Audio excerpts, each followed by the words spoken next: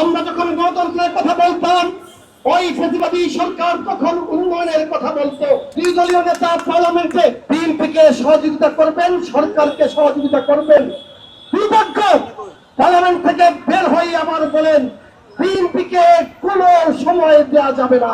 প্রধানমন্ত্রী উদার রাজনীতি করেন, সাহায্য করছেন, কিন্তু আমরা কিন্তু বেশি দিন সহ্য করব না।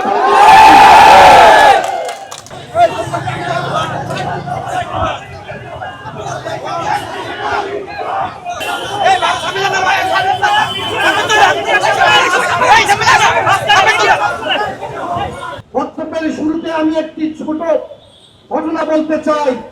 একটি বড় বাজার রয়েছে, যে বাজারে একটি মাত্র মুদি দোকান রয়েছে, নাম হচ্ছে সততা স্টোর।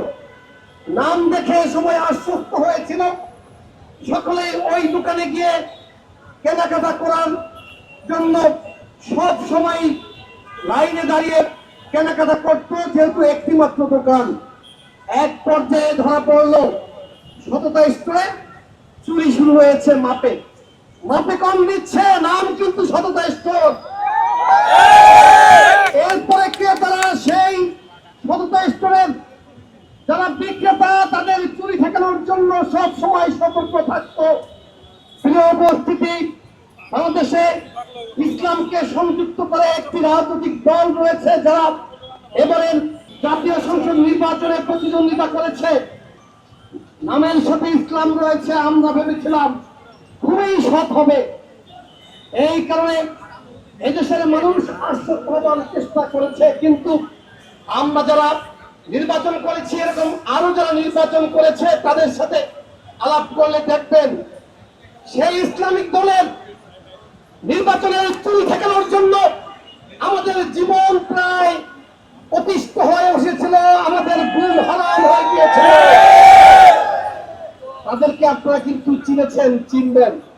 আমরা যখন 5ই আগস্টের পরে নির্বাচনের কথা বলেছিলাম, ওরা বলেছিল সংস্কারের কথা, আমরা বলেছিলাম নির্বাচনের কথা, ওরা নির্বাচনকে বানচাল করার জন্য বলেছিল ন্যায় বিচারের কথা।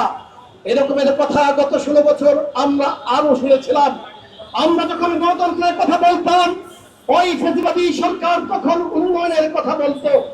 বন্ধুরা আমার, বক্তব্য দীর্ঘায়িত করবো না, শুধু এটুকু বলতে চাই, আমাদের নেতা জনাব তারেক রহমান, যিনি বাংলাদেশে এসেছেন, বাংলাদেশের ইতিহাসে সবচাইতে বড় গণসংবর্ধনা পেয়েছেন এবং মানুষের প্রত্যক্ষ ভোটে স্বচ্ছ গ্রহণযোগ্য নির্বাচনের মধ্য দিয়ে প্রধানমন্ত্রী হয়েছেন।